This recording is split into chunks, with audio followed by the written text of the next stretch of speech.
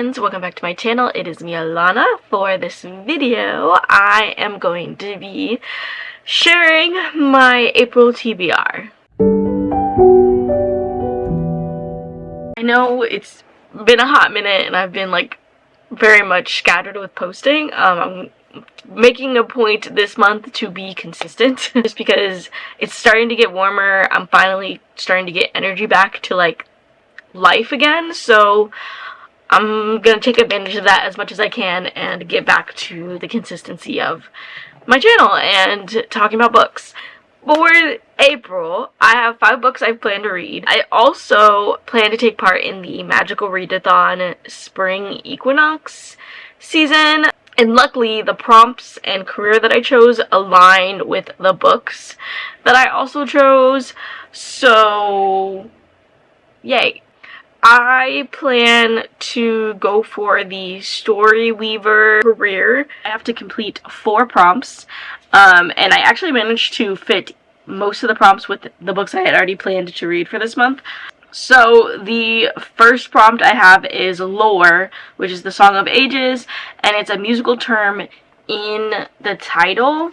And so for this one, I actually chose The Nightingale by Kristen Hanna.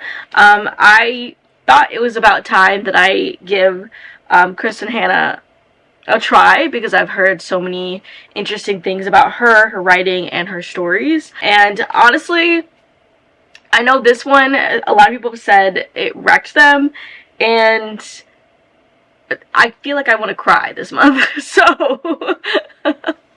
I was like, why not just go ahead and give this a try and see how I feel and see if it wrecks me like it does everybody else. And I normally don't recommend doing this, but I was in the bookstore yesterday and I saw this 10th anniversary edition, and it's so beautiful that I couldn't help myself getting it. And again, don't recommend doing this, but we're here now. But I also chose this because Nightingale is like a popular songbird, and I figured this would fit the prompt pretty well. I don't know much about this. I just know it's a story that takes place during World War II, and I believe it's about like 2 sisters who are experiencing this time of war. I typically don't go towards stories that feature war in it, at least not like realistic war.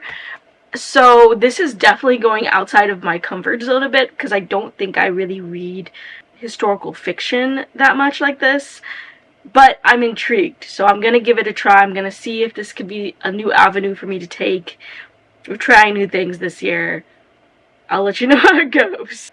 Okay, so the next prompt I have is Psionics and Divination. It's a book with witches or occult. So the book I actually chose for this was The Teller of Small Fortunes by Julie, I'm gonna say this wrong, Leong. I'm not gonna lie, okay, I have a funny story with this one. So I had been seeing the paperback cover of this in the bookstores, on Goodreads, all that kind of stuff, for a while, and I was like, oh, I really want to read that book. Like, it looks really interesting. It looks like a really cute, cozy fantasy. Definitely want to give it a try. Tell me why. I was over at my other shelf that's like next to my TV, and that's where I keep all of my fairy loot books that I get, and I was reorganizing them and kind of going through and just remembering what I had on that shelf.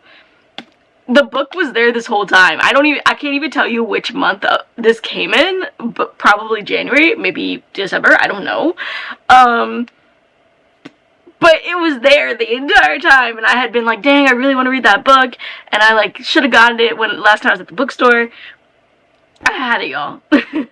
Like, I'm so glad I didn't buy it because, hello?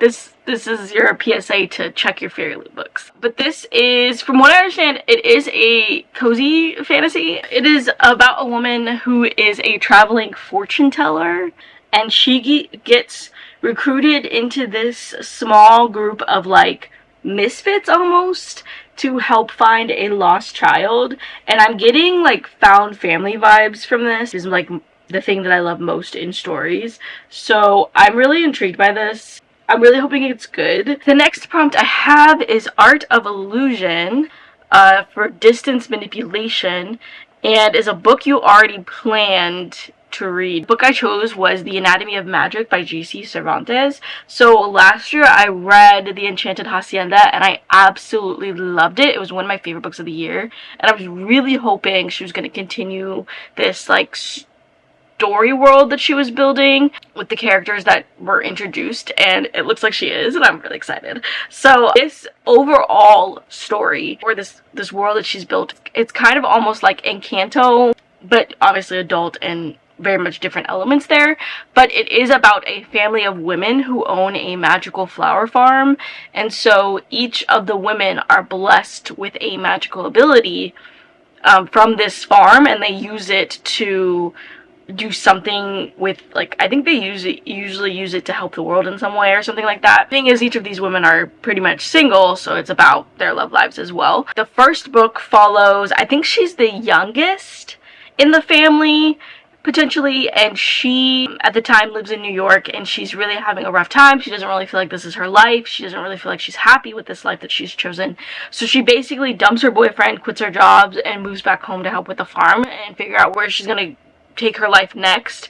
And she ends up meeting this man coincidentally, and their romance ensues. So in this one, I can't remember if this is the girl from the first book's sister or cousin, but this one follows and you do meet her in the first book, Lillian, and she is an OBGYN, and from the synopsis of the story, it seems like she experiences something very heartbreaking in her job, and she retreats back to her farm, and from there it's kind of the same thing where she like kind of tries to find herself again and essentially falls in love along the way.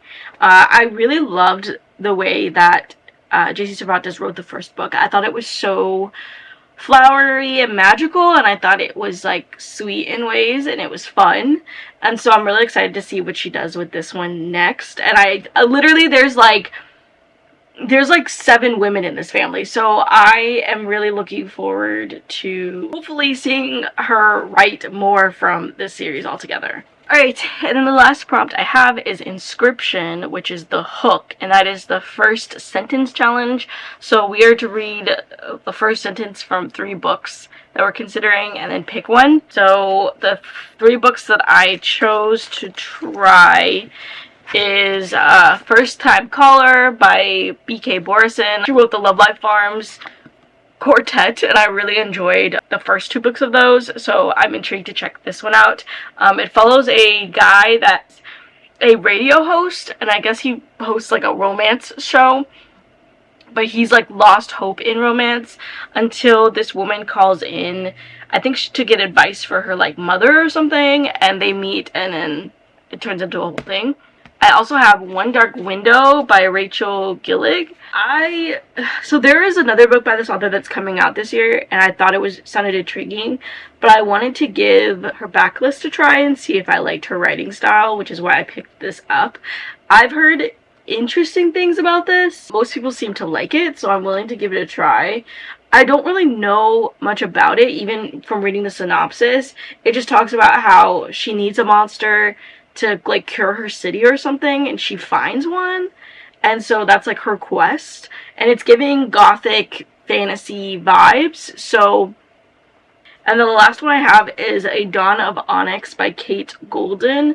Again, this is another one that I've heard people say really good things about. This is about a woman who has been taken hostage by the king in order to protect her brother, and so she basically has to figure out a way to get away.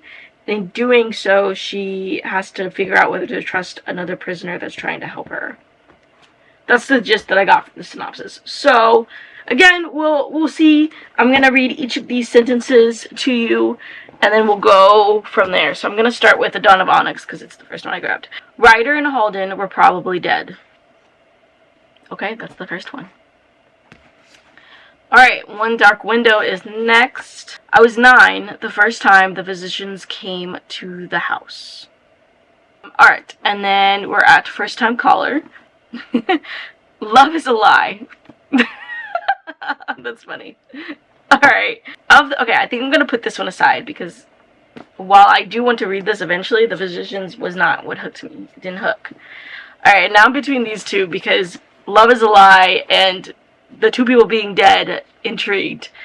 But I think I'm going to go with this one because why are they dead? Why are they probably dead? What happened to them? Those are my two picks. And then my last book that I plan to read for the month, which isn't part of the Magical Readathon, is going to be Untamed, which is book 4 in the Marked series. If you've been following along with any of my TBRs or anything I've said this year so far, I'm trying to read the entire series this year. So we're on the 4th book. And I've actually never made it this far. So we'll see how this goes. And go from there. Super excited for this TBR. I feel like it's going to be a fun time. Hopefully I get through it. April, I have my spring break this month, so I'm hoping that means more time to read and all that kind of stuff. If you liked the video, please like it down below. If you have any comments, questions, concerns, please leave all that in the comment section. Let me know what you plan to read in April. Let me know if you have any spring themed reads that you're really excited to get to. And if you want to see more videos from me, please hit that subscribe button. You're all sunflowers and wonderful weeds.